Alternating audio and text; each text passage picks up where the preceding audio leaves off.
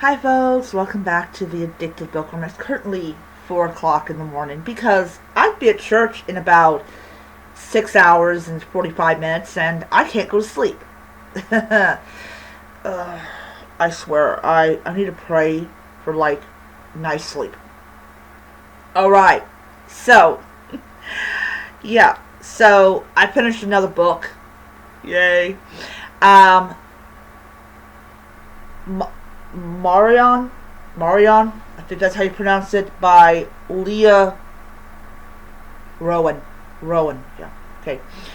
Alright, I saw this book last month on so I have a horror channel, and I'm going to do the video on that channel as well, and everything, but I saw this on someone's, so someone did a video of the new releases, what's coming out in horror, what's coming out in thrillers, and they were talking about this book, and I'm like, that looks like an interesting book, and so I requested from the library, got it put on my Kobo and all that wonderful stuff.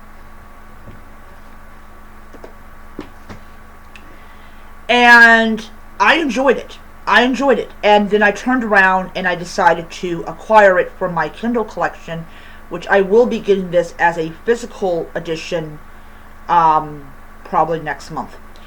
Anyways, what is this about? Well, this is about our protagonist, and she takes on this name. Okay? And I'm gonna hold on a second here on. Alright, so I wanna Google it. See here.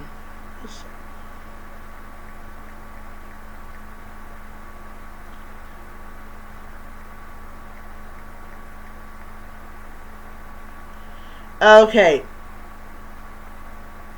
Alright.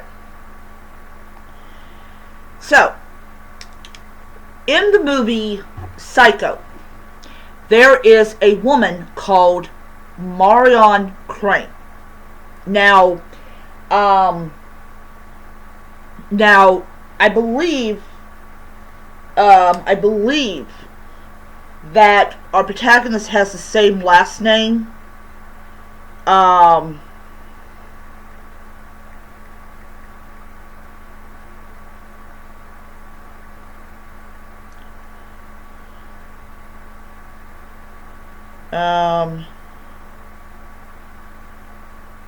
Let's see here.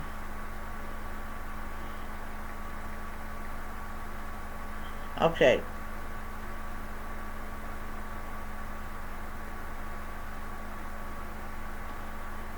Okay. So, let's see here.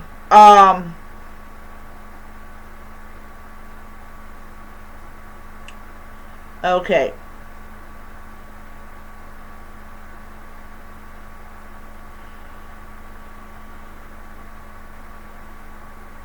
Okay, so it says here.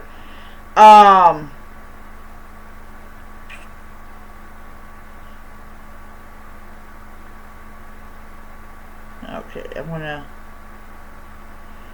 scroll here.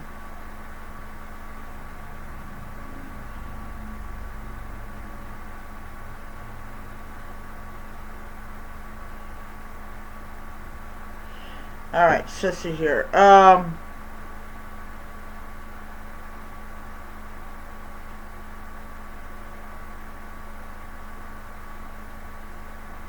Okay. So, alright, so this is a retelling of Psycho with a feminist twist. It's like, people say it's the perfect book for Summerween. I got this book because this intrigued me. Because I remember, got a story about that. I have a story about that.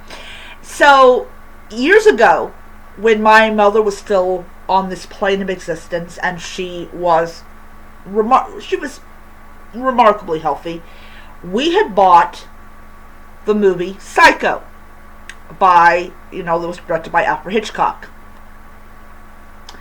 My brother had a little friend who was not so little, but he had a little friend. And I think they were around the same age. And he had never seen the movie Psycho. He watched it with us. I know I'm bad. My whole family was bad. But anyways, so normally directors do not kill their protagonists. They don't. Protagonists are always designed to survive until the end of the book or end of the movie. And either you could kill them off at the end of the movie, or they would survive and do on another day. So so she takes the name of Marion.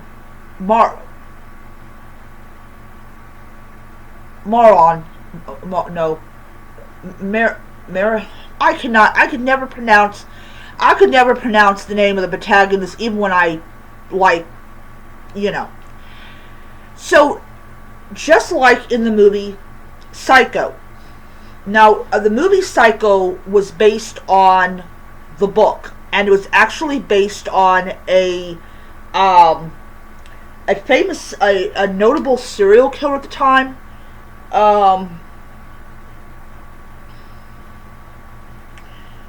Let's see.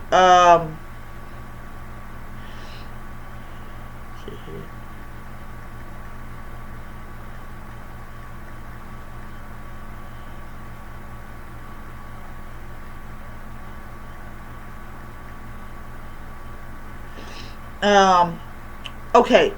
Ed Gein. Norman Bates is loosely based on Ed Gein. And the guy that had all those dead bodies in his garage and everywhere is considered to be another version of this guy. Anyways, so getting back to the book. So in this book, our protagonist is in the same situation that the woman who with this name in the movie Psycho had. And that was that she had stolen money from this company. Now this has a modern twist with the ability to track people and all that type of stuff.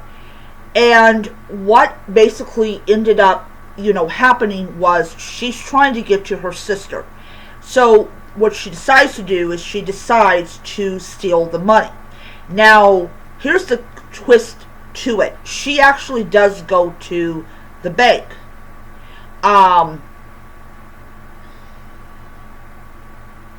And they tell her that she has to have special permission in order for it to be deposited. So instead of going back to get that permission, she steals the money and leaves town. So what happens basically is she ends up at the Billings Motel, which is in essence the Bates Motel. Remember, this is a retelling of Psycho, but with a twist. And the twist, there's two twists in, there's two twists in this book and one unexpected ending in this book. And there's going to be some spoilers for the book in this video. So if you guys have not read this book, and you don't want to be spoiled, then shut it off now, read the book, and then come back and listen to my video. Anyways, she runs a Billings Motel, rundown motel, and there is a house attached. So you get the Bates Motel kind of theme here. And she encounters a guy called Norm Billings, or Norman Bates. And it actually says Norman was her first. So even though his name is Norm Billings, you know that he's Norman Bates. Just for the fact is this is a retelling of Psycho with a feminist twist. But I will say I enjoyed this particular twist. So, so just like in the book and movie Psycho, they're having this dinner and they're like, and they're talking about stuff, and there's a cat, there is a cat, and, he's talking about his mother, and you kind of wonder, is this mother dead?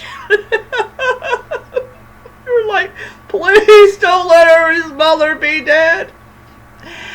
So, anyways, so she decides that she's going to take a shower to go to bed and leave the motel because she's gotta continue on her way.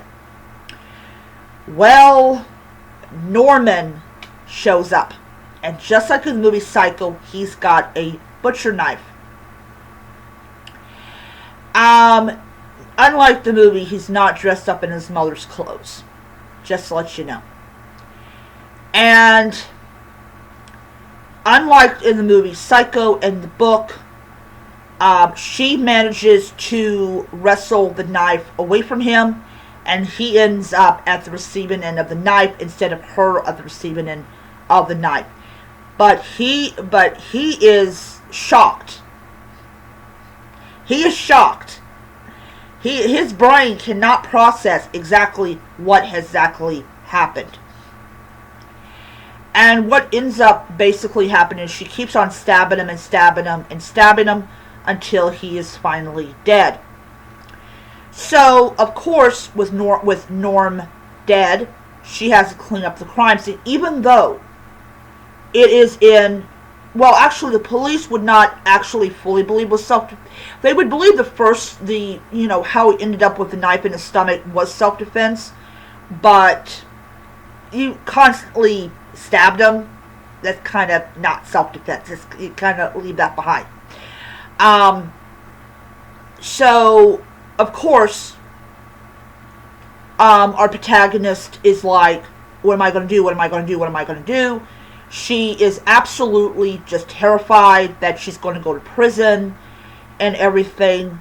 And weirdly enough, her mother is inside of her head. Now, we do later on find out that this woman's mother is still alive. But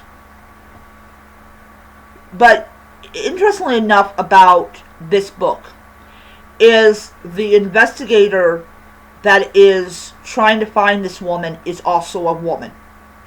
And she does the same part, minus the dying part, that her male counterpart in the movie and book Psycho did.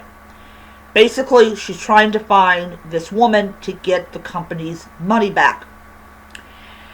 Or just generally just trying to find her. And so, during this time, we meet this woman called Myra. Now, Myra's in her 50s. She's a waitress, and, she looks absolutely normal. She's in a relationship with this police officer who happens to be married. And, and she's kind of like, she doesn't want to talk about the Billings Motel and about Norm. She mentions Norm, but she doesn't really mention, like, how she knows who Norm is. So, meanwhile, our murderer decides to realizes that, oh my god, I killed his mother's only caretaker, even though he's a psycho and also a pervert. Yeah, he's been filming people. He doesn't use a peephole, he has cameras, which is creepy as heck. So she decides to go up to the house just to check on this woman to make sure that she's okay, maybe kind of help her out a little bit. And she discovers that this woman is very dead. And I'm like, yes, Norm's mother is still dead in every single rendition of Psycho. Except the twist. The woman in the bedroom is not Norman's mother. Norman's mother is still alive. Her name is Myra. Myra the waitress is Norm's mother. And yes, Norman is correct when he said that his mother came down with cancer. She had stage 3 cancer. She managed to beat it. She managed to survive it. And she's been in remission for quite a long time. However, Norman lost all sense of reality when he found out that his mother was going to die, because his father left him for a motel guest. This motel guest showed up, was hot and sexy and all that other type of stuff, probably big old tatas. And of course, he followed the tits. But it wasn't his wife's tits he was following, it was the woman's tits. And he's been out of the picture for a long time. So Norman's mind could not handle the idea that he may be alone for the rest of his life. And so finally, not only does Hannah, who does serve the same purpose in this book as the male in the original Psycho, let me rephrase that. Hannah and Myra discover not just the body of Norman, which Myra is absolutely just heartbroken. That's her son. She loved him. He's now dead. She had no idea what kind of person that Norman turned out to be. She had no contact with her son. Her son was up in that house literally all by himself with this decomposing body of a woman that he calls his mother. But he also has cameras, and he basically just is a psycho. He's just absolutely just demented. And then they find the body of a guy called David. Now, David was strangled by a cord. And, of course, it is our protagonist who is the one who killed him. And, yeah, it's weird. So Hannah ends up taking care of the cat, and police end up discovering the body of the woman in the room, which, like, disgusted them. Like they had no sympathy for Norman. No sympathy at all for Norman. Which is probably why they're not pursuing, the killer of Norman, because in the eyes of the police, Norman was a psychopath. He deserved what he got. Hey, you can't change what police think. Now, there's a total of 3 bodies in this book. Total 3 bodies. So we have Norman, who's the psycho. We have David, who is a pile of garbage. And then we have Rob. And Rob is Lauren's husband. And Rob is suspected of being a wife beater. So she goes to see her sister. And when she arrives, she notices that her sister's car is in the driveway. And she goes to knock on the door to see her sister. Rob answers the door. Well, our protagonist, who has now developed a taste for murder, she thinks that Rob has killed his wife. No, Rob did not kill his wife. Lauren is still very much alive.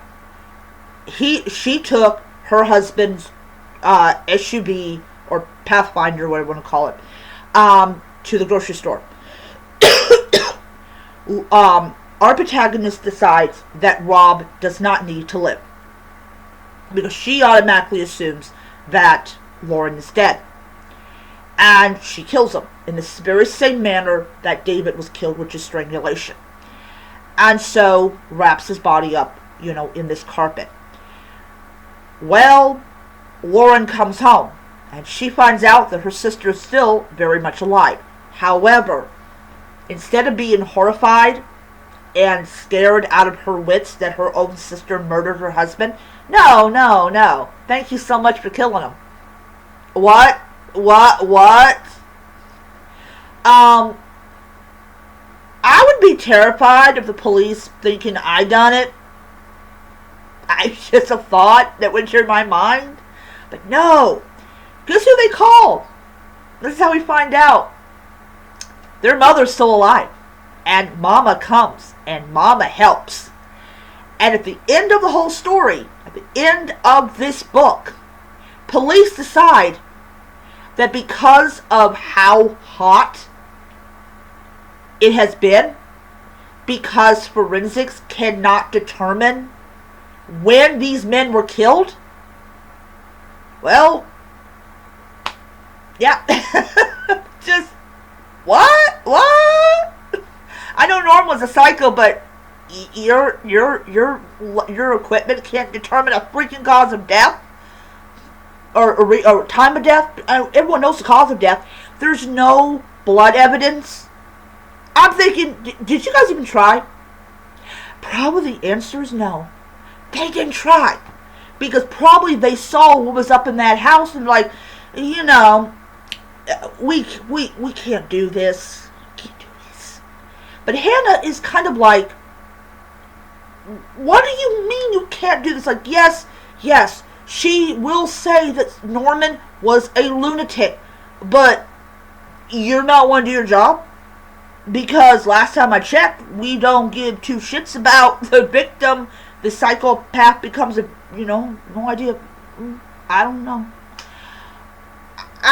What was only one aspect of it I did not like about the book is the police department was like,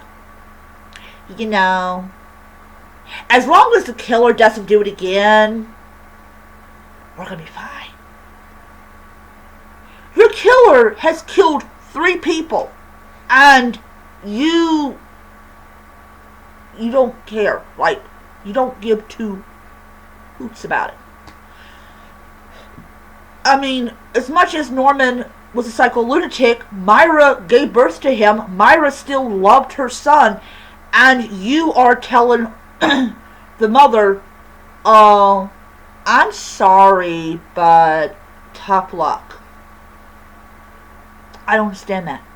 And also they're going to comment about, oh, well, why should we be sorry that Norman was murdered? And I understand that part. But until he is actually charged with anything, he's still a victim of crime. And that is just life. That is just how it is. Okay? We can go and we can hate all of these psychopaths and stuff, but it's not really like like the place of the police to say, well, we're not going to do our job because of the type of person that that died. Because what that actually, and this is reality, okay? Reality. Be very blunt about this. It tells this woman, I can kill anybody I want, and nothing will be done to me.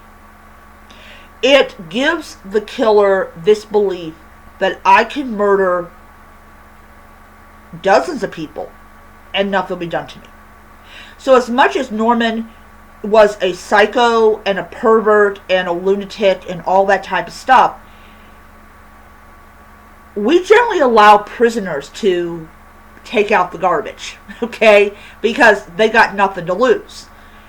But the thing about it is that, and this is something else that's interesting, is that David, who was victim number 2, is as much responsible for the fact that Norm Billings ended up dead as his own actions caused him to die. If David had followed the rules, if David had said, okay, I'm going to do this myself, because I'm the only one that's authorized to do this, instead of sending this woman to do this, knowing perfectly well she's not going to be able to do it, and she would be coming back. If he had just gone to the bank and deposited the money himself, we would not be in this situation. Norm Billings would have continued to live in this fantasy world where he's taking care of his mother, and the cat would have still been there and all that type of stuff. So David's actions started this whole process of causing this woman to become a murderer. And yes, she had every right to defend herself, but I think stabbing him over and over and over again really does not make her look favorable. But I think that when you have somebody like Norman who does these things, and the attitude that police will generally have about people that murder other people or try to murder other people, I think that at the end of the day, this woman would have gotten away with it either way. But the detective basically said, you know this is the truth, we know it's the truth, the law knows it, or something like that. But basically said that as much as we would love to be able to find the person who killed Norm and killed David, because of our limited, which I don't believe that for 1 second, forensic ability, we cannot determine if Norman was murdered in the cabin or murdered in the car or whatever. So, yeah. Another interesting line that is used in this book twice or 3 times is, he wouldn't hurt a fly. That is the line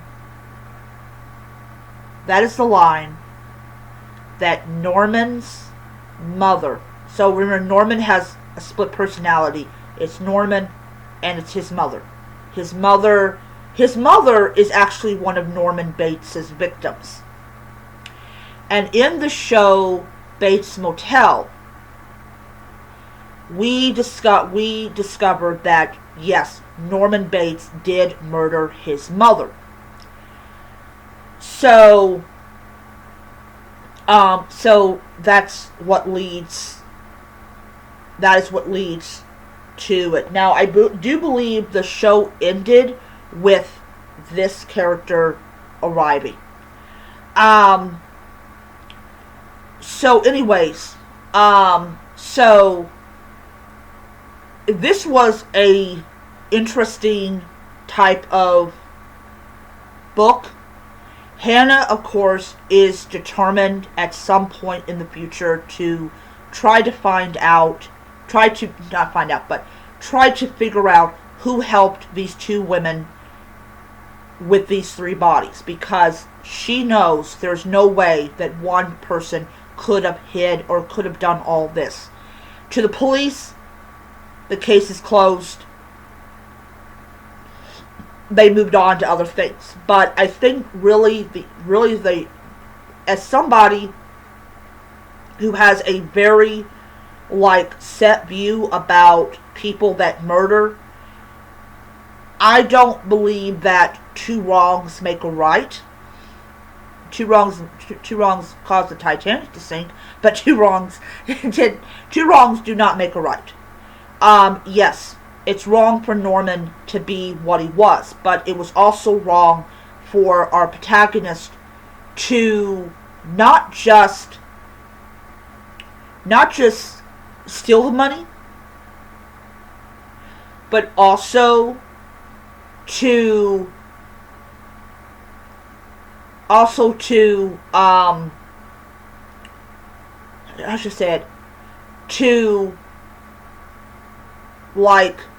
did what she did. Yes, the knife in the stomach would have been enough to have made him unable to move. And then you could have easily called 911 and said, hey, the owner of this motel entered my home, entered my room, and tried to kill me. And by some twist of fate, the knife is in his stomach. Can you please send an ambulance to pick him up?